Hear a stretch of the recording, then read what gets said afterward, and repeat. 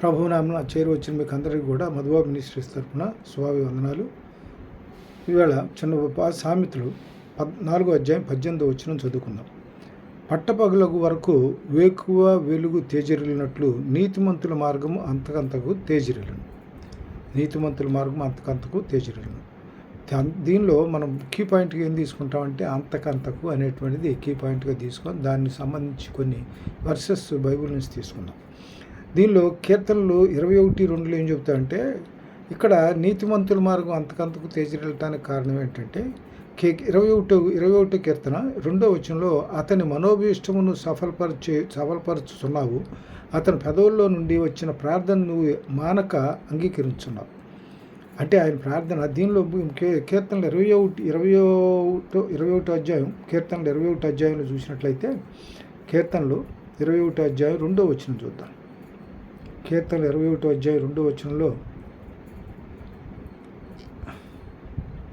21 అధ్యాయం 2వ వచనంలో ఏం చెప్తా అతని మనోభీష్టం, అది కీర్తనలు 21 అధ్యాయం 2వ వచనం, అతని మనోభీష్టం నువ్వు సఫలం చేయుచున్నావు, అతని పెదవుల నుండి వచ్చిన ప్రార్థన నువ్వు మానక అంగీకరించున్నావు.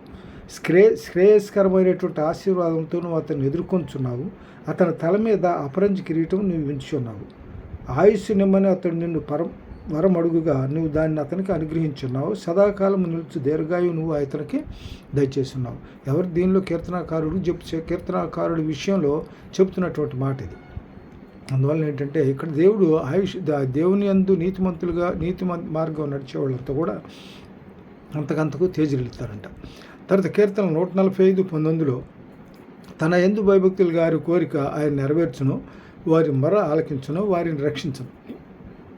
దేవుని యందు భయభక్తులు కలిగిన వారిని భయభక్తులు కలిగిన వారి కోరిక ఆయన నెరవేర్చును, వారి మొర ఆలకించును, వారిని రక్షించును. దీనిలో కీర్తనలు 1వ అధ్యాయం 2-3 వచనంలో 3వ వచనంలో ఏం చెప్తుంటే ఆయన చేయనిదంతయు సఫలమగును. చేయనిదంతయు సఫలమవును అంటే ఎట్లాగా దానికి చేయనిదంతయు సఫలమవును అంటే కీర్తనలు 1వ అధ్యాయం 1-2 వచనాల్లో 3వ వచనం చూద్దాం.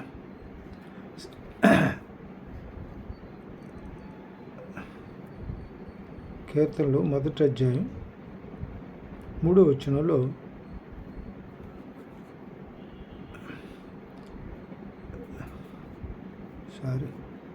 కీర్తనలు 1వ అధ్యాయం 3వ వచనం, నీతిమంతులు ఎట్లా ఉంటారంటే అతడు నీటి కాలవల ఎవరన్నా నాటబడిందై అతడు వాడక తన కాలమందు ఫలించు చెట్టు వలెనుడును, అతడు చేయనిదంతయు సఫలమవు. నీతిమంతులు యథార్థవంతులైన వాళ్ళు ఎట్లా ఉంటారంటే అది చేసే ప్రతి పని కూడా దేవుని ఆశీర్వదిస్తాడు. నీతిమంతుల ప్రార్థన దేవునికి ఆనందకరం అంట. నీతిమంతుల ప్రార్థన దేవునికి ఆనందకరం. దేవుని ఆశ్రయించిన వారికి ఏమేలు కొదువైనదని చెప్తాడు దీనిలో 34వ కీర్తనలో. తర్వాత అట్లాగే ఏమన్నా దేవుని దానిలో యథార్థంగా దేవుని పట్ల యథార్థంగా ప్రవర్తించే వాళ్ళకంట ఏమేలు కొదువై ఉంటుందంట. దీనిలో దీనిలో దినవృత్తాంతాల్లో 2 దినవృత్తాంతాలు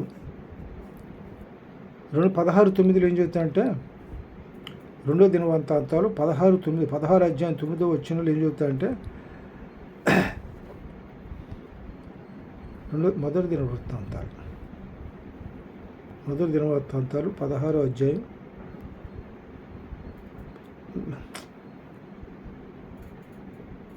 16 అధ్యాయం 9వ వచనం. 2 దినవృత్తాంతాలు 16 అధ్యాయం 9వ వచనంలో ఏం చెప్తాడు, తన ఎడల యథార్థం హృదయం గల వారిని బలపరచుటకై యెహోవా కనుదృష్టి లోకమంతా సంచారం చేస్తుందంట. యథార్థవంతులు అంటే దేవునికి యథార్థం ప్రార్థన, యథార్థవంతుల యొక్క యథార్థమైన నడక అన్న దేవునికి ఇష్టం. అందులో యథార్థంగా ప్రవర్తించేవాళ్ళు తన ఎడల హృదయం గల వారిని బలపరచుటకై, యథార్థమైన హృదయం ఉండాలి. అలాంటి వాళ్ళని దేవుడు బలపరుస్తాడంట. తర్వాత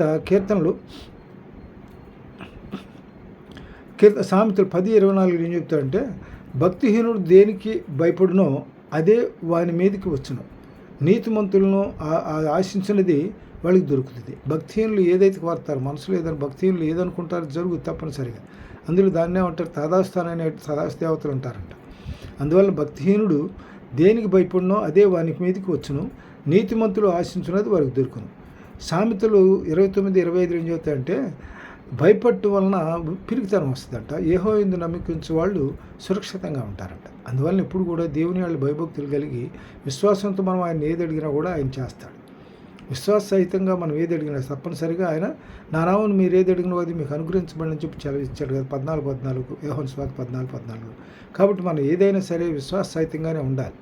అంతేగాని సంశయాత్మకంగా మనం ఏది అడిగినా కూడా దేవుడు దాని మనలోనే సంశయం, దేవుడు ఇస్తాడా లేదా అని. దేవుడు ఇంకేం ఇస్తాడు?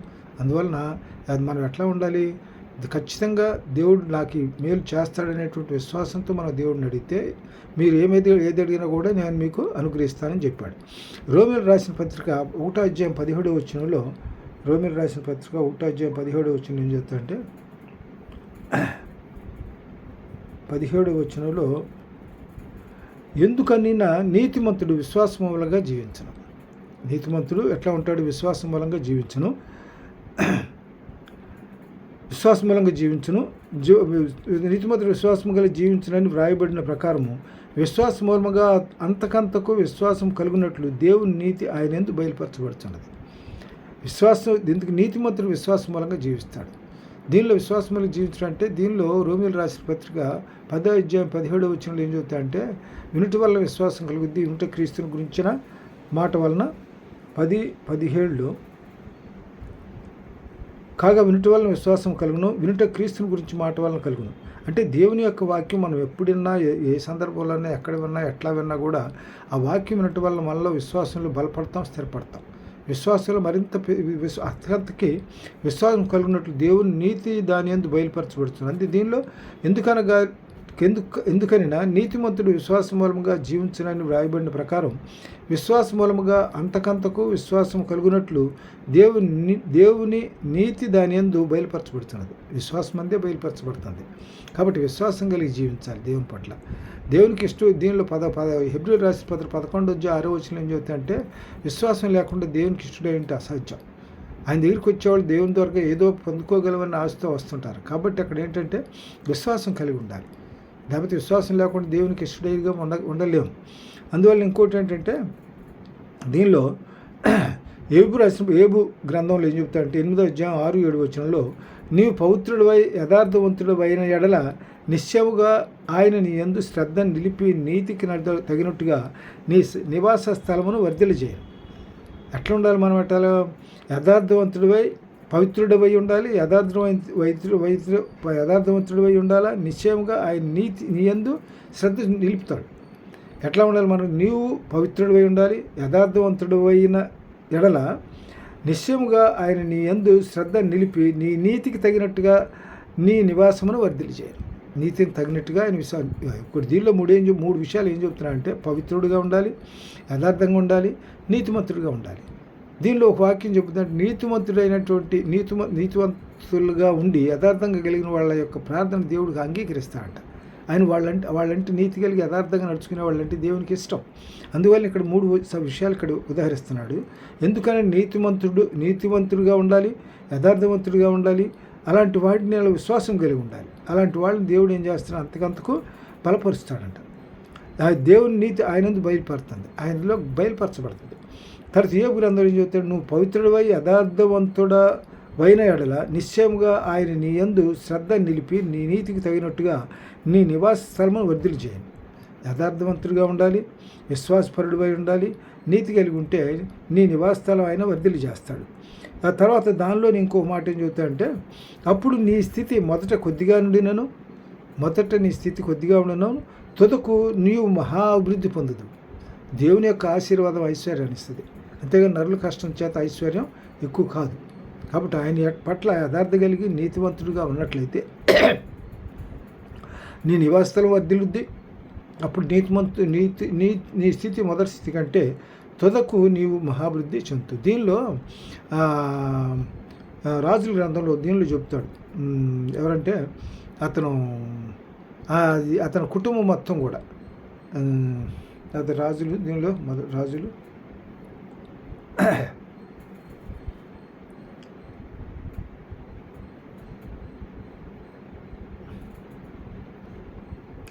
5వ అధ్యాయం మొదటి రాజులు 5వ అధ్యాయంలో 4వ అధ్యాయంలో మొదటి వచనం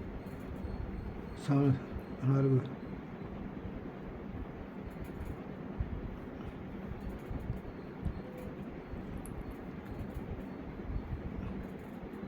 4వ అధ్యాయం మొదటి వచనంలో ఎవరు దీనిలో ఇతని గురించి చెప్తాడు. ఎవరంటే ఓబేదేదోము గురించి చెప్తాడు. ఇందులో ఓబేదేదోము దగ్గర దేవుని యొక్క సన్నిధి 3 నెలల పాటు ఆ ఇంట్లో ఉంటే, ఓబేదేదోము ఇంట్లో 3 నెలల పాటు ఆయన దేవుని యొక్క దీన్ని దాని సన్నిధి ఆ ఇంట్లో ఉంటే ఆయన అంతకంతకు వర్ధిల్లాడు. దీనిలో చూద్దాం ఒకసారి చూద్దాం.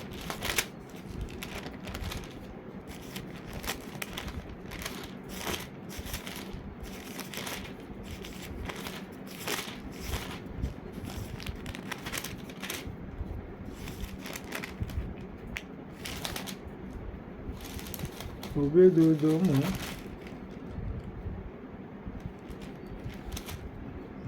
ప్రాంతాలు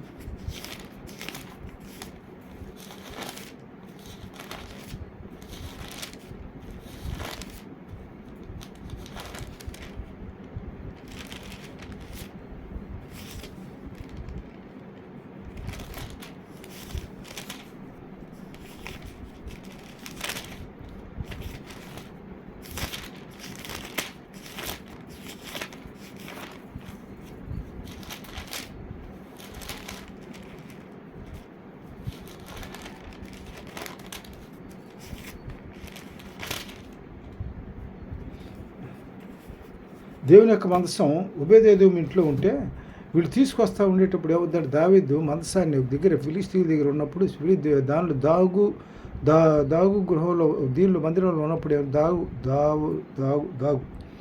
ఆ గృహంలో ఉన్నప్పుడు దాన్ని తీసుకురావడానికి ఏం చేస్తారంటే వీళ్ళు బయలుదేరి తీసుకొచ్చిన తర్వాత మార్గ మధ్యలో ఏమవుద్దంటే బండి మీద తీసుకురావద్దు. ఎక్కువ దేవుని యొక్క ఉద్దేశం ఏంటంటే లేవీలు దేవుని యొక్క వాళ్ళు యాజక ధర్మం నిర్వహించేవాళ్ళు కాబట్టి యాజకులు దాన్ని మోసుకొని రావాలి. ఇక్కడ దావీదు కూడా చేసిన పొరపాటు ఏంటంటే యాజక ధర్మం ప్రకారం కాకుండా దాన్ని ఏం చేస్తారంటే బండి మీద తీసుకొస్తారు. ఒక దగ్గరికి వచ్చినప్పుడు ఎద్దు కాలు జారి పడితే ఆడ వచ్చే అని వాళ్ళకి అతను ఆడ పడి దాన్ని పట్టుకోబోతాడు. దేవుడు చెప్పించితే అతను అక్కడికక్కడ చచ్చిపోతాడు. అందుకని దావీదు కూడా భయపడిపోయి ఏం చేస్తాడంటే తీసుకొచ్చి ఓబేదేదోము ఇంట్లో పెడతాడు. ఓబేదేదోము ఇంట్లో 3 నెలలు ఉంటుంది. 3 నెలల పాటు ఉంటే ఆ 3 నెలలకే ఓబేదేదోము ఇంటి వారందరూ కూడా ఆశీర్వదించబడతారు. అందుకే దేవుని సన్నిధి ఎక్కడుంటే మందస్సం ఎక్కడుంటే అక్కడ దేవుని యొక్క సన్నిధి ఉన్నట్టే దేవుని సన్నిధి ఉంటే ఆ కుటుంబం అది ఆశీర్వదించబడుతుంది. అందువలన ఇక్కడ దేవుని ప్రార్థన ఏ ఇంట్లో ఉంటుందో తప్పనిసరిగా ఆ కుటుంబం వర్ధిల్లబడుతుంది. తర్వాత దీనిలో తీసుకుందాం. ఆదికాండంలో అబ్రహాముని గురించి ఆలోచించినట్లయితే అబ్రహాం ఎట్లా అంటే ఆదికాండం 12వ అధ్యాయం 1-3 వచనాలు ఏం చెప్తారంటే యెహోవా నువ్వు లేచి నీ దేశం నుండి ఎక్కడికి వెళ్ళమంటాడు? ఆయన చెప్పినటువంటి దేశానికి వెళ్ళమంటాడు. చూద్దాం. ఆదికాండం 12వ అధ్యాయం 1-3 వచనాలు. దీనిలో 12 యెహోవా నువ్వు లేచి నీ దేశం నుండి నీ బంధువుల వద్ద నుండి నీ తండ్రి ఇంటి నుండి బయలుదేరి నేను నీకు చూపించు దేశమునకు వెళ్ళుము. నిన్ను గొప్ప జనముగా చేసి నిన్ను ఆశీర్వదించి నీ నామను గొప్ప చేయుదును. నీవు ఆశీర్వాదముగా నుండువు. నిన్ను ఆశీర్వదించిన వారిని ఆశీర్వదించవు, నువ్వు దూషించిన వారిని శపించదు. భూమి యొక్క సమస్త వంశములు నీ యందు ఆశీర్వదించబడిన అబ్రహాంతో అనగా యెహోవా అతను చెప్పిన ప్రకారం అబ్రహాం వెళ్ళాను. యెహోవా చెప్పిన ప్రకారం అబ్రహాం దేవుడికి విధేయుడయ్యాడు. అబ్రహాం దేవునికి విధేయతగా ఆయన ఏది చెప్తే ఎక్కడికి వెళ్ళమన్నాడు అని కూడా ఏం చెప్పలా, నువ్వు బయలుదేరమన్నాడు అంతే, బయలుదేరిపోయాడు అంతే. ఆయన కుటుంబంతో భార్యతో కూడా కలిపి బయలుదేరిపోయాడు. అందువలన అబ్రహాం ఎంతగా ఆశీర్వదించబడ్డాడంటే ఇక్కడ దీనిలో ఒక మాట చెప్తుంది, నిన్ను ఆశీర్వదించు వారిని ఆశీర్వదించదను, నిన్ను దూషించు వారిని శపించదను. దీనిలో 2వ వచనంలో నిన్ను గొప్ప జనముగా చేసి నిన్ను ఆశీర్వదించి నీ నామను గొప్ప చేయుదును, నీవు ఆశీర్వాదంగా ఉందువు. అంటే దేవుని యొక్క మాటలకు విధేయత కలిగి ఉంటే తప్పనిసరిగా ఆయన మనల్ని ఆశీర్వదిస్తాడు. దేవుని పట్ల విధేయత కలిగి ఉండాలి. దీనిలో భక్తిహీనులు ఎట్లా ఉంటారంటే అవిధేయతలో ఉంటారు. అందువలన వాళ్ళు ఆశీర్వదించారు. భక్తిహీన నీతి ఏమవుతుందంటే దేవుని ముందు నిలవదు. అందువలన దీనిలో ఇంకో మాట యోబు 42 దీనిలో యోబుని దేవుడు ఎంతగా ఆశీర్వదించాడంటే యోబు గ్రంథం చూద్దాం. 50 గ్రంథం చివరిలో 42 అధ్యాయం 43 వచ్చిన 42 అధ్యాయంలో యోబు గ్రంథం 42 అధ్యాయంలో దేవుడు ఎంతగా యోబుని ఆశీర్వదించాడంటే చూద్దాం. 42 అధ్యాయంలో 12 నుంచి 13 వచ్చినాలు 12-13 వచ్చినాలు చూద్దాం. 12-13 యెహోవా యోబు మొదట ఆశీర్వదించినంత కంటే మరి అధికంగా ఆశీర్వదించాడు. దేవుని మొట్టమొదట్లో దేవుడు బాగుగా ఆశీర్వదించాడు. ఎంతగా ఆశీర్వదించాడంటే యోబు గ్రంథంలో ఆయన ఏం చెబుతాడు, దేవుడు ఆయన ఎందుకు ఇష్టపడతాడంటే యోబు గ్రంథంలో ఆయన ఎందుకు ఇష్టపడతాడంటే ఆయన యోబు గ్రంథం మొదటి అధ్యాయం ఏమిటంటే ఊజు దేశమందు యోబు అను మనుషుడును అతడు యథార్థవంతుడును న్యాయవంతుడినై ఉండి దేవుని యందు భయభక్తులు చెడుతనమును విసర్జించినవాడు. అందుకంటే యోబును అందుకే ఇష్టపడతాడు దేవుడు. ఆయన ఊజు దేశమందు యోబు అని ఒక మనుషుడును యథార్థవర్తుడును న్యాయవంతుడినై ఉండి దేవుని యందు భయభక్తులు కలిగి చెడుతనమును విసర్జించినవాడు.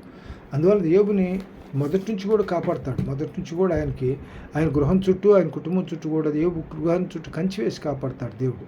అయితే మొట్టమొదట్లో ఇతని సాతానులో పడిపోతాడు. సాతాను నువ్వు ఆయన పక్షంగా నిలబడ్డావు కాబట్టి అతను అట్లా ఉన్నాడు, ఒకసారి వదిలి చూడు ఆయన నీ దారిదైపోతాడని చెప్పి సాతాను దేవుని దగ్గర శోధిస్తే అతని శరీరం మీద కాకుండా అతని మిగతా విషయాలు నీకు అవకాశం ఇస్తున్నా చూడమంటాడు. ఆయన భక్తి విషయంలో భయభక్తుల విషయంలో పరీక్షించుకోమంటాడు.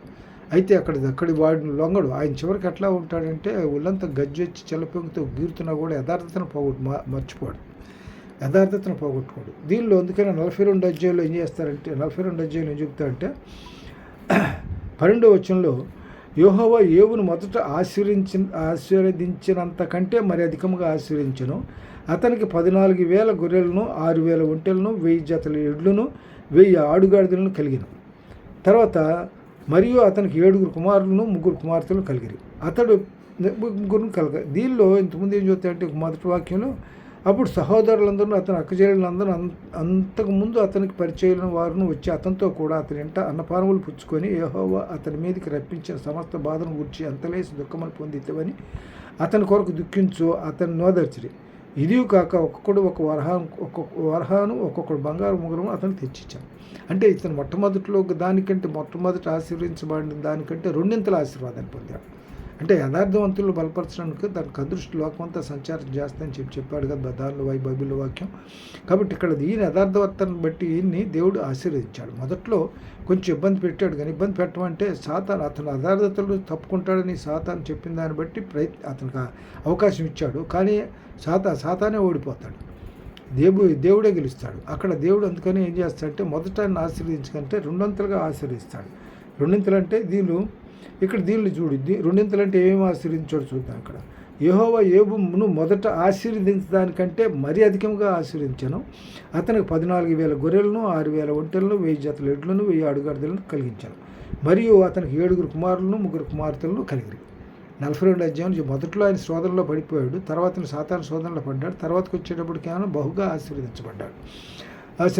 తర్వాత దీనిలో అట్లాగే దేవుడు ఏం చేస్తాడంటే అబ్రహాముని ఏం చేస్తాడు, నిన్ను గొప్ప జనముగా చేసి నిన్ను ఆశీర్వదించి నీ నామమును గొప్ప చేయుదును, నువ్వు ఆశీర్వాదంగా నుందువు, నిన్ను ఆశీర్వించు వారిని ఆశీర్వించవు, నిన్ను దూషించు వారిని నువ్వు శపించదు, నిన్ను దూషించిన వారిని శపించదు. కాబట్టి ఇక్కడ ఏంటంటే దేవుడు కూడా అబ్రహాముని అంతగా ఆశీర్వదించాడు. అబ్రహామునే కాదు, తర్వాత ఇస్సాకును కూడా అంతగానే ఆశీర్వదించాడు. చూద్దాం ఇస్సాకును విషయం కూడా. ఆదికాండం 27 అధ్యాయం 25-29 వచనాలు చూద్దాం. ఆదికాండం 27 అధ్యాయం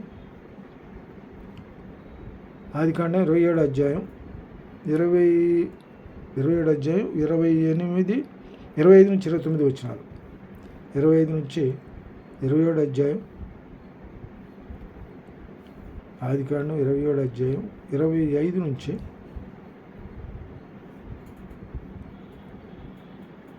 అంతటా అతడు నాది నద్దొత్తము నేను నిన్ను దీవించినట్లుగా నా కుమారుడు వేటాడి తెచ్చిన తిందును అన్నాడు. అంటే ఇక్కడ ఏం చేశాడు, ఆదికాండంలో ఈ ఇస్సాకు యాకోబును ఆశీర్వదించాడు. ఇస్సాకు యాకోబుని ఆశీర్వదించాడు. యాకోబుని ఎట్లా ఆశీర్వదించాడంటే వీళ్ళకి ఏం చెప్తాడంటే ముందుగా ఏం చేస్తాడంటే ఏశావు అని నా కుమారుడా నీవేనా. ఇక్కడ దీనిలో ఈ ఏశావు అంటే ఏశావుని బయటికి పోయి నేను దీవిస్తాను, పోయి వేటాడి నాకు ఆహారం తీసుకురామని చెప్తాడు. అయితే ఈ మాట రెబకాయ ఉంటుంది. రెబకాయ వీళ్ళు ఏం చేస్తాడంటే ముందుగానే కుమారుడిని యాకోబుని ఏం చేస్తాడంటే అతన్ని పిలిచి ఇది ఇట్లా జరగబోతుంది కాబట్టి నేను దీన్ని ఆహారం సిద్ధపరుస్తాను, నువ్వు దాని మాంసం మంచి దీన్ని తీసుకొచ్చి సిద్ధపరచమని ఈ సిద్ధపరిచి పెడితే ముందుగా ఏం చేస్తాడంటే అతను ఏశావు శరీరం ఎట్లా ఉంటుందంటే వెంట్రుకలతో ఉంటుంది. అందుకని మేఘ చర్మం కప్పించి ఇతనేది ముందు సిద్ధపరిచిందని ఈ వేటకు పోయి రావాలంటే వేటకు పోయి తీసుకురావడం టైం పట్టుద్ది కదా. అందుకని ఇక్కడ ముందుగానే సిద్ధపరిచాడు. యాకోబు కంటే ముందుగానే యాకోబు తీసుకుని వచ్చాడు తండ్రి దగ్గర ఇస్సాకు దగ్గరికి భోజనం. కాబట్టి ఇతను పిలిచిన తర్వాత వచ్చిన తర్వాత అతను చూసి యాకోబు తండ్రి అయిన ఇస్సాకు దగ్గరకు వచ్చినప్పుడు అతడు అతన్ని తడివి చూచి స్వరము యాకోబు స్వరంగానే చేతులు ఏశావు చేతులలే ఉన్నాయి. యాకోబు చేతులు అతని అన్నయ్యవైన ఏశావు చేతుల వలె రోమం కలవైనందుకు ఇస్సాకు అతన్ని గుర్తుపట్టలేక అతన్ని దీవించాడు. ఏశావు అను నా కుమారుడవు నీవే నా అడుగ్గా యాకోబు నేనే అన్నాడు. ఇక్కడ అబద్ధం ఆడాడు. యాకోబు ఏశావు నువ్వేనంటే కాదు యాకోబు కదా, యాకోబు నేనే అని అబద్ధం ఆడాడు ఇక్కడ. ఇది తర్వాత ఒక సందర్భంలో యాకోబు ఈ దేవుడు అడుగుతాడు నీ పేరేంటి అని అడిగినప్పుడు ఏం చేస్తాడంటే నా పేరు యాకోబు అని చెబుతాడు. అయితే ఏశావు అని చెప్పాడు, ఎందుకంటే దేవునికి తెలుసు. అందువల్ల ఇక్కడ ఏం చెప్తాడు, నిజం చెప్తాడు అబద్ధం చెబుతాడు ఉద్దేశంతో అతను ఏమంటాడు నువ్వు పేరేంటానంటే యాకోబు అనే చెబుతాడు. అక్కడ యథార్థం ఒప్పుకుంటాడు. ఇక్కడ ఏం చేస్తాడంటే వరాలు పొందటం కోసం ఏశావు నా కుమారుడు నీవేనా అని అడుగుగా యాకోబు నేనే అన్నా. అంతటా అతడు అది నా ఎద్దుకు తెమ్ము, నేను నిన్ను దీవించినట్టు నా కుమారుడు వేటాడి తెచ్చిన తిందు నన్ను. అంతటి తెచ్చినప్పుడు అతడు తినను, ద్రాక్షారసము తేగ అతడు త్రాగాను. ఆ తర్వాత అతని తండ్రి అయిన ఇస్సాకు నా కుమారుడి దగ్గరకు వచ్చి నన్ను ముద్దు పెట్టుకోమని అతనితో చెప్పాను. అతడు దగ్గరికి వచ్చి అతను ముద్దు పెట్టుకొనిను. అప్పుడు అతడు అతని వస్త్రముల వాసన చూసి అతన్ని దీవించిట్లను, ఇదిగో నా కుమారుని సువాసన యెహోవా దీవించిన చేని సువాసన వలె ఉన్నది, సువాసన ఉన్నది. ఆకాశం మంచును భూసారమును విస్తారమైన ధాన్యమును ద్రాక్షారసమును దేవుడు నీకు అనుగ్రహించును గాక. జనములు నీకు దాసులగుదురు, జనములు నీకు సాగిలపడుదురు. నీ బంధువు జనువులకు నీవు ఏలికవై ఉండుము, నీ తల్లి పుత్రులు నీకు సాగిలపడుదురు. నిన్ను శపించువారు శపించబడుదురు, నీ దీవించేవారు దీవించబడదురు. ఇక్కడ యాకోబుతో కూడా అదే చెప్పాడు. నువ్వు శపించిన వారు శపించబడతారు, నువ్వు దీవించబడిన వారు దీవించబడతారు. ఇక్కడ యాకోబుతో కూడా అదే మాట చెప్పాడు. కానీ యాకోబుతో కూడా ఇస్సాకు ఆ విధంగానే దీవించాడు. తర్వాత కీర్తన 46:7-11 ఏం చెబుతుంటే సైన్యములకి ఇది కారణం ఏంటంటే కీర్తన 46 కీర్తనలు 46:11 46:7-11 46 అధ్యాయం 7వ వచనం సైన్యములకు అధిపతి యెహోవా మనకు తోడై ఉండను, యాకోబు యొక్క దేవుడు మనకు ఆశ్రయం అన్నాడు. కాబట్టి దేవుడు ఏం చేస్తాడంటే మొట్టమొదటిలో వీళ్ళకి వాగ్దానం చేస్తాడు. ఎవరికి నేను ఏమని చెప్తాడంటే వాళ్ళకి ఒక నిబంధన చేస్తాడు. అబ్రహాం దేవుణ్ణి, ఇస్సాకు దేవుణ్ణి, యాకోబు దేవుణ్ణి అంటాడు కదా. అందుకని సైన్యములకు అధిపతి యెహోవా మనకు తోడై ఉన్నాడు, యాకోబు యొక్క దేవుడు మనకు ఆశ్రయమై ఉన్నాడు. తర్వాత దీనిలో యెహోవా చేసిన కార్యములు 11వ వచనంలో కూడా 11వ వచనం సైన్యములకు అధిపతి యెహోవా మనకు తోడై ఉన్నాడు, యాకోబు యొక్క దేవుడు మనకు ఆశ్రయమైన 2 వచనాల్లో చెప్తాడు అన్నమాట. తర్వాత దీనిలో ఇక్కడ వీనికి అంతకంతకు తోడై ఉన్నాడు. ఎవరికి? అబ్రహాంకు తోడై ఉన్నాడు, ఆయన ఆశీర్వదించాడు. తర్వాత అబ్రహాం ఎంతగా వృద్ధి చెందాడు అంటే అంతకంతగా అభివృద్ధి చెందాడు. అట్లాగే యాకోబు కూడా అట్లాగే అభివృద్ధి చెందాడు. తర్వాత 2 సాముయేలు 5:10 ఏం చేస్తాడు, దావీదుని గురించి కూడా చెప్తాడు. దావీదు కూడా అంతకంతకు వర్ధిల్లను. సైన్యములకు అధిపతి యెహోవా అతనికి తోడై ఉన్నాడు. సైన్యములకు అధిపతి యెహోవా తోడున్నాడు. అతను అక్కడి నుంచి మొట్టమొదటి నుంచి కూడా గొర్రెల కాపరి దగ్గర నుంచి క్రమంగా అభివృద్ధి చెందుతూ వచ్చాడు. క్రమంగా అంటే ఇతను గొల్యాతును చంపే సందర్భంలో చిన్నపిల్లవాడు అయ్యిండి కూడా గొల్యాతును చంపితే దేవుడు సౌలు అప్పుడు రాజు, ఇజ్రాయెల్ దేశానికి రాజు. కాబట్టి వాళ్ళ అన్నదమ్ములు వాళ్ళు యుద్ధంలో ఉండి కూడా ఆయనకు భయపడతారు. అది శపథం చేస్తుంటాడు, వాళ్ళని సవాల్ చేస్తుంటాడు వాళ్ళని. 40 రోజులు టైం ఇచ్చి 40 రోజులు మీరు ఎవరు వచ్చారు సరే నన్ను ఓడించండి, నేను మీకు బానిసను అవుతానని చెప్పాను. కానీ వీళ్ళందరూ భయపడిపోతారు. అతని పర్సనాలిటీ 6 జానుడు, అందుకని వీళ్ళు భయపడిపోతారు. అందుకని తర్వాత దేవుడు దావీదును ఉపయోగించుకుంటాడు. దావీదు యుద్ధం చేసేటప్పుడు కూడా ఏమంటాడంటే ఇది యుద్ధం యెహోవాదే అని అంటాడు, కానీ నాదని చెప్పన్నాడు. అందువల్ల అక్కడ దావీదు ఏం చేస్తాడంటే ఒక గులకరాయిని తీసుకొని ఒడిసేలతో కొట్టినప్పుడు అది ఖచ్చితంగా దేవుడు ఏం చేస్తాడంటే వాడు నస్రం తగిలేట్టు చేసి గొలియాతును ఓడగొడతాడు, గొలియాతును చచ్చిపోయేట్టు చేస్తాడు. ఆ విధంగా దావీదు అక్కడి నుంచి ప్రారంభమవుతుంది ఇతను అభివృద్ధి, ఇతను వర్ధలటం అనేటువంటి అక్కడి నుంచి ప్రారంభం. దేవుడు అతన్ని సౌలు రాజు ఏం చేస్తాడు, అతన్ని ఇంకా దీని సైన్యంలో అతను బహు వయసును బట్టి కాకుండా అతనికి ఎక్కువ అవకాశాలు ఇస్తాడు. ఆ విధంగా అతను అక్కడి నుంచి గ్రాడ్యువల్గా ఎదుగుతాడు. చివరికి దావీదు ఇజ్రాయెల్ రాజ్యానికి రాజుగా ఎంచబడతాడు. ఇక్కడ 3 యోహానులో 2వ వచనంలో ఏం చెబుతాడంటే, దీనిలో దావీదు దేవుని యందు భయభక్తులు కలిగిన వాడై దేవుని వైపు చూసేవాడు. దావీదు దేవుని హృదయానుసారుడుగా నుండెను, అంతగా దేవుడు హృదయానుసారుడుగా ఉన్నాడు, అందుకని అంతకంతకు వర్ధిల్లాడు. ఇక్కడ సౌలు దీనిలో 3వ యోహాను 2వ వచనంలో ఏం చెబుతా, ప్రియుడా నువ్వు ఆత్మలో వర్ధిల్లుచున్న ప్రకారము నీవు అన్ని విషయంలోనూ వర్ధిల్లుచు సౌఖ్యంగా ఉండవాలని ప్రార్థించున్నారు. ఈయన అన్ని విషయాల్లో వర్ధిల్లాడు, ఆత్మీయంగా వర్ధిల్లాడు. దేవుని ప్రతిదానికి కూడా దేవుడిని ముందు పెట్టుకునేవాడు. కీర్తనలు 89, 26, 29 వచనాలు ఏం చెబుతాయంటే, కీర్తనలు 89 అధ్యాయం, కీర్తన 89 అధ్యాయం 26 వచనం చూస్తే, నీవు ఇక్కడ ఏమనేవాడు దేవుడిని అట్లా దేవుడిని అతన్ని ప్రతి విషయంలో కూడా దేవునికి ప్రథమ స్థానం ఇచ్చాడు. నీవు నా తండ్రివి, నా దేవుడు, నా రక్షక దుర్గము అని అతడు నాకు మొరపెట్టును.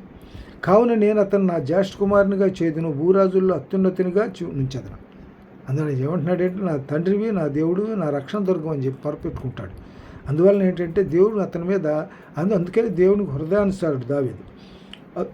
అందుకని దీనిలో కావండి అతడు నా జ్యేష్ఠ కుమారునిగా చేదును, భూరాజుల్లో అత్యున్నతనిగా నిలిచెదను, నా కృప నిత్యం అతను తోడుగా నిలజేసేదను, నా నిబంధన అతనితో స్థిరంగా ఉండను. తన దేవుడు అతను బహుగా ఆశీర్వదించాడు. అయితే ఇక్కడ సౌలు విషయంకి వచ్చేటప్పటికి ఏమవుతుందంటే 2 అధ్యాయం 1వ వచనంలో సౌలు కుటుంబీకులను దావీదు కుటుంబీకులను బహుకాలం యుద్ధం చేశారు. సౌలు కుటుంబీకులు దావీదు కుటుంబీకులు బహుకాలం యుద్ధం చేశారు. అయితే అది చేయగా అంతకంతకు దావీదు ఏమన్నా యుద్ధం దావీదు అంతకంతకు ప్రబలను, సౌలు కుటుంబీకులు అంతకంతకు నీరసిల్లిపోయారు. అంటే సౌలులో యథార్థత లేదు. దేవుని యెడల భయభక్తులు మొట్టమొదటిలో ఉన్నంత భయభక్తులు విధేయత తర్వాత లేవు. గర్వించాడు. అట్లా అంటే అతను దేవుడిని విచారించకుండా ప్రతిదాన్ని కూడా ఈ తాంత్రికులు మాత్రికులు విచారించిన సందర్భం. అందువల్ల దేవుని అతన్ని ఇష్టపడలా, దేవుని అతను ప్రక్కకు తోసేశాడు. ఆ సందర్భంలో ఇక్కడ ఏంటంటే అతను గర్వపడ్డ దానికి దీనిలో మనకి ఏం చెబుతామంటే దీనిలో ఇంకో విషయంలోకి వచ్చేటప్పటికి యేసోబు విషయంలో కూడా ఇంకో మాట మనం చూడగలం. యేసోబు విషయంలో ఏంటంటే యేసోబు కూడా అతను కూడా అంతకంతకే వర్ధిల్లాడు. ఎట్లా అంటే ముందు అతన్ని అన్నలు ఏం చేశారు, తీసుకెళ్ళి పిట్లో వేస్తారు, బావిలో వేస్తారు. అక్కడి నుంచి ఫరో ఐగుప్తు దేశానికి తీసుకెళ్ళబడతారు. వాళ్ళు వ్యాపారస్తులు కొనుక్కొని ఫరో దేశం తీసుకెళ్తే అక్కడ ఫరో దగ్గర ఇతను బానిసగా పనిచేస్తుంటాడు. అక్కడ ఫరోకి వచ్చిన కళ్ళలో భావం చెప్పడం వలన అతనికి అక్కడ ఫరో దృష్టిలో మంచి జ్ఞానం కలిగేవాడిగా కనపడ్డాడు. అక్కడ తర్వాత అతను ఏంటంటే ఒక సందర్భంలో కరువులు వచ్చినప్పుడు కరువులకి ఇట్లా చేస్తే మంచిదని సలహా ఇచ్చాడు. మొట్టమొదట ఒక 7 సంవత్సరాలు పంట బాగానే పండుద్ది, తర్వాత 7 సంవత్సరాలు కరువు వస్తుంది. కరువు అప్పుడు మనం పంట పండినప్పుడు దాన్ని జాగ్రత్త చేసి కొట్టులో గోడౌన్లో నింపితే కరువు కాలంలో దాన్ని ఉపయోగించవచ్చు అంటాడు. ఆ ప్రకారం జరిగిస్తే ఫరో దృష్టిలో యేసోపు అంతా మిక్కిలి ఘనమైన వాడిగా ఎంచబడతాడు. అందువలన అతను ఏం చేస్తాడు, ముందు ఎక్కడున్నాడు పిట్టు ప్రెజెంట్కి వెళ్ళాడు. ప్రెజెంట్ నుంచి ఏమన్నా ఐగుప్తు ప్రధానమంత్రిగా ఎంచబడ్డాడు. అంటే ఆయన అంతకంతకు క్రమంగా వర్ధిల్లాడు. తర్వాత దీనిలో సౌలు జీవితం ఎట్లా ఉండేదంటే ప్రారంభ జీవితం గొప్పగానే ఉంది, కానీ ఆయన ప్రవక్తల్లో ఒకడుగా ఉన్నాడని సామెతలోగా పుట్టిందంట ఒక సందర్భంలో. అది ప్రవక్తల్లో ఒకడుగా సామెత పుట్టింది, కానీ అతను తర్వాత నిలుపుకోలేక అతను ఏమైపోయాడు అనమాట, పతనం అయిపోయాడు. చివరికి మొదటి అధ్యాయం సామెలు మొదటి దీనిలో చివరిలోకి వచ్చేటప్పటికి అతనే చచ్చిపోతాడు, సూసైడ్ చేసుకుంటాడు. తర్వాత యెషయా 42:8 దానిలో ఏమంటాడు, దేవుడు ఏం చేస్తాడంటే అతని మహిమని ఎవరికి ఇవ్వడం. ఇతను ఏం చేశాడు, సౌలు ఏం చేశాడు, అతని రాజుగారి దేవుడే చేస్తే దేవుణ్ణి గౌరవించలా, దేవుణ్ణి కొనియాడలా, దేవుని పట్ల విధేయత కలిగి ఉండలా, దేవుణ్ణి మహింపరచలా. అందువల్ల ఇక్కడ ఏం చేస్తాడు, దేవుడు ఏమంటాడంటే 42:8 ఏమంటాడు యెషయా, యెహోవా నేను నా నామం మరి ఎవరికి నా మహిమను నేను ఇచ్చువాడును కాను. యెహోవానే నేను, నా నామము మరి ఎవరికి నా మహిమను, యెహోవా నేనే నా నామము ఇది, యెహోవా నేనే నా నామం అది, మరి ఎవరికి నా మహిమను ఇచ్చువాడును కాను. నాకు రావాల్సిన స్తోత్రములు విగ్రహములకు చెందనీయను. చివరిలో అయితే సౌలు కూడా అదే విగ్రహారాధనకు పాల్పడ్డాడు. అక్కడ వీళ్ళు ఆ తాంత్రికులు మాంత్రికులు ఆశ్రయించడం అంటే విగ్రహారాధనతో సమానమేగా. కాబట్టి అక్కడ దేవునికి దూరం అయిపోయాడు. సరే, సామెతలు 16:18 ఏమంటాడంటే, నాశనానికి ఎప్పుడైతే గర్వించాడో, నాశనానికి ముందు గర్వం నడుస్తుంది, పడిపోవటానికి ముందు అహంకారంతో కూడిన మనసు నడుస్తుందని దేవుడు వాక్యం సెలవిచ్చినట్లుగా అతని పతనం అట్లా ప్రారంభమైపోయింది. తర్వాత 14:30 ఏమంటాడంటే, సాత్వికమైన మనసు శరీరాన్ని జీవం, మత్సరం ఏమవుతుంది ఎముకలో కుళ్ళు. ఫిలిప్పీయులు రాసిన పత్రిక 1:9-11 ఇంకో మాట దీనిలో అంతకంతకు వర్ధిల్లుతారనే దాన్ని బట్టి విశ్వాసంలో అంతకంతకు వర్ధిల్లుతారంట. ఫిలిప్పీయులు రాసిన పత్రిక 1:9-11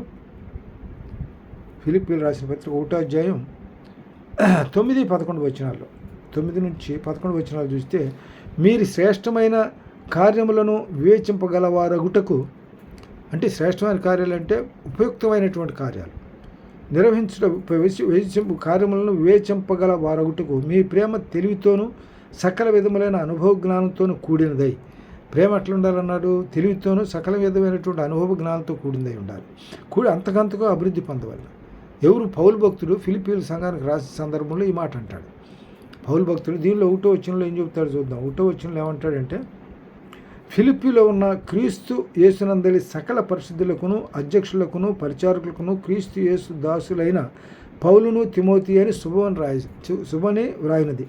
ఇక్కడ అందులో 9వ ఏం చేస్తాడు, మరి 9వ మీరు ఎట్లా సంఘానికి ఏం చెప్తాడంటే, మీరు శ్రేష్టమైన కార్యములను వివేచింపగలవారగుటకు, అంటే మంచి కార్యాలు వివేచించాలి. మంచి కార్యాలు వివేచించడం అంటే ఆయన వివేచన జ్ఞానము ఆలోచనలు ఆయన ఇచ్చినయే. మంచి వివేచన, మంచి జ్ఞానం, ఆలోచన, బుద్ధి జ్ఞానం సర్వసంపదలు ఆయనలోని గుప్తమైన నేను సెలవిచ్చాడు కదా. కాబట్టి మంచి వివేచన, మంచి జ్ఞానాన్ని, తర్వాత వీటిని ఆలోచన కూడా దేవుడు ఇచ్చినటువంటి ఆలోచనే. మరి దీనిలో చెప్తాడు యెషయా 28:29 ఏమంటాడంటే, అద్భుతమైనటువంటి ఆలోచన శక్తి తర్వాత అద్భుతమైన బుద్ధి, అధికమైన ఆలోచన శక్తి ఇవ్వగలిగినటువంటి గొప్ప తండ్రి. దానిలో యెషయా 28:29 చెప్తాడు అన్నమాట. కాబట్టి ఆయన బుద్ధి జ్ఞానం సర్వసంపదలు ఆయనలో గుప్తమైనవి. కాబట్టి ఆయన ఇచ్చేటువంటి జ్ఞానం, మన జ్ఞానం కొద్దుకుంటే అడగమని అడిగాడు, దీనిలో యాకోబులు చెప్తాడు. కాబట్టి మన జ్ఞానం కొద్దుగా ఉంటే అడిగితే ఆయన జ్ఞానాన్ని ఇస్తాడు. మనకి ఏది అవసరమైతే అది ఆయన ముందుగా తెలుసు, అయితే మనం అడగాలి. అడుగుడు ఇచ్చేదను, తట్టు తీయబడిన ఉతురు దొరుకుతుందని చెప్పి అడుగుతాడు కదా. దీనిలో మత్తయి సువార్త 7:వచ్చినలో చెప్తాడు. అయితే 21 ఏం చెప్తాడంటే, అడిగిన వాటినన్నీ పొందుకోమని చెప్తాడు. 21-22 చెబుతాడు. కాబట్టి మనం అడిగిన దేవుడిని అడగాలి. నా నిమిత్తం మీరు నా గురించి అంటే నన్ను ప్రభు అయిన యేసు దేవుని నా గురించి మీరు దీనిలో 1 యోహాను 13 చూద్దాం. 1 యోహాను 1 యోహాను 5వ అధ్యాయం 1 యోహాను 13-14 ఆయన్ని బట్టి మనకు కలిగిన ధైర్యం ఏదనగా, ఆయన చిత్తానుసారంగా మనం ఏది అడిగినో ఆయన మనమై ఆలకించను. మనం ఏది చేసినా ఆయన చిత్తానుసారంగా అడగాలి. ఆయన చిత్తానుసారంగా మనం ఏది అడిగినో అది మన గురించను. మనం ఏమి అడిగినో ఆయన మనం ఆలకించని మనం ఎరిగిన వాళ్ళ మనం ఆయన వేడుకున్నవి మనకు కలుగును. తర్వాత ఇక్కడ దీనిలో ఇంకోటి ఏంటంటే సామెతలు. తర్వాత ఫిలిప్పీయులు రాసిన పత్రికలో ఫిలిప్పీయులు శ్రేష్టమైన కార్యం వివేచింపగలవారగుటకు మీ ప్రేమ తెలివితోనూ సకల విధములైన అనుభవ జ్ఞానంతోనూ కూడినదై అంతకంతకు అభివృద్ధి పొందవాలని ఆయన వీళ్ళకి సలహా చేస్తూ ఉన్నాడు. ఎవరు పౌలు భక్తులు ఫిలిప్పీ సంఘానికి హెచ్చరిక చేశాడు. అందులో 2 కొరింథీ 8:7 ఏం చెబుతాడంటే 2 కొరింథీయులకు రాసిన పత్రిక 8వ అధ్యాయం 7వ వచనంలో 8వ అధ్యాయం 7వ వచనంలో ఏం చెబుతాడంటే, అయితే అందరి యందు ఈ జ్ఞానము లేదు, కొందరిది వరకు విగ్రహములను ఆరాధించు వారి గనుక 2 కొరింథీ 8వ అధ్యాయం 7వ వచనం, మీరు ప్రతి విషయంలో అనగా విశ్వాసమందును ఉపదేశమందును జ్ఞానమందును సమస్త జాగ్రత్త యందును మీకు మా ఎడలనున్న ప్రేమ యందును ఎలాగ వృద్ధి పొందుతున్నారో అలాగనే మీరు ఈ కృప యందు కూడా అభివృద్ధి పొందాలి. అంటే వాళ్ళకి ఏ విధమైన హెచ్చరిక చేస్తారు, సలహా ఇస్తున్నాడు. మీరు కొరింథీయులకు రాసిన పత్రిక పౌలు భక్తులకు సలహా ఇస్తున్నాడు. ఇక్కడ మీరు ముందు సంఘాలు ఏర్పాటు చేశాడు, తర్వాత ఉత్తరాలు రాశాడు. మీరు ప్రతి విషయంలోనూ అనగా కొరింథీ సంఘానికి రా, మీరు ప్రతి విషయంలో అనగా విశ్వాసమందును ఉపదేశమందును జ్ఞానమందును సమస్త జాగ్రత్త యందును మీకు మా ఎడల అన్న ప్రేమ యందును ఎలాగ అభివృద్ధి పొందుతున్నారో అలాగే మీరు కృప యందు కూడా అభివృద్ధి పొందాలి. కృప అనేటువంటి దేవుడిచ్చాడు, కృప ఉచితమైంది. దేవుడిచ్చేటువంటి కృప ఉచితమైంది. తర్వాత ఇంకో విషయం 1 పేతురు 1:22 ఏం చెబుతా అంటే, పేతురు మొదటి రాసిన పత్రిక 1:22 వచనంలో 22వ వచనం ఏం చెబుతా అంటే, మీరు సత్యమునకు విధేయులగుడి చేత మీ మనస్సును పవిత్రపరచుకునే వారై ఉండి ఒకరినొకడు హృదయపూర్వకంగా మిక్కుటముగా ప్రేమించాలి. ప్రేమ ఇక్కడ దీనిలో ఏం చెబుతారు, ఫిలిప్పీలు రాశాడు కదా, ఈ వివేచింపగలవారగుటకు మీ ప్రేమ తెలివితోనూ సకల విధములైన అనుభవంతోనూ కూడిందై ఉండాలి. ప్రేమ అందువల్ల ప్రేమను గురించి ఇక్కడ చూడు 1 పేతురు 22లో, మీరు సత్యమునకు విధేయులగుడి చేత మీ మనస్సులను పవిత్రపరచుకునే వారై ఉండి ఒకరినొకడు హృదయపూర్వకంగా మిక్కుటముగాను ప్రేమించండి. ఒకరినొకరు ప్రేమించుకోవాలి. ప్రేమించుకుంటే ఈ ప్రేమ అన్నిటినీ తాళుద్ది. దీనిలో కొరింథీయులకు రాసిన పత్రిక 13వ అధ్యాయంలో చెప్తాడు కదా, కొరింథీయులకు రాసిన పత్రిక 1 కొరింథీ 13వ అధ్యాయం 4వ వచనం నుంచి చెప్తాడు. దీనిలో 4వ వచనం ప్రేమను గురించి చెప్తాడు. దానిలో 1 కొరింథీ 4 చూద్దాం. 1 కొరింథీయులకు రాసిన పత్రిక 13వ అధ్యాయం 4వ వచనం కాదు, దీనిలో ఎట్లా 4వ వచనం నుంచే, ప్రేమ దీర్ఘకాలం సహించును, దయ చూపించును, ప్రేమ మత్సరపడదు, ప్రేమ డమ్మంగా ప్రవర్తించదు, అది ఉప్పొంగదు, అమర్యాదగా నడవదు, స్వప్రయోజనం విచారించుకొనదు, త్వరగా కోపడదు, అపకారం మనసులో ఉంచుకొనదు, దుర్నీతి విషయంలో సంతోషపడక సత్యమందు సంతోషించును, అది అన్నిటినీ తాళును, అన్నిటినీ నమ్మును, అన్నిటిని నిరీక్షించును, అన్నిటినీ వచ్చును. అంటే అవతల మనకి ఏదైనా సరే సందర్భం వచ్చినా కూడా అన్నిటిని కూడా మనసులో దిగుముకొని సర్దుబాటు చేసుకుపోతాం. అన్నిటినీ తాళటం, అన్నీ వచ్చిన ఇబ్బందులను అన్ని శోధనలు అన్నిటిని తట్టుకొని నిలబడగలిగేటువంటిదే ప్రేమ. ఇందులో ప్రేమలకు వచ్చేటప్పటికి 4 రకాల ప్రేమలు ఉన్నాయి. అవి ఇప్పుడు ఎందుకు మన తర్వాత చూద్దాం.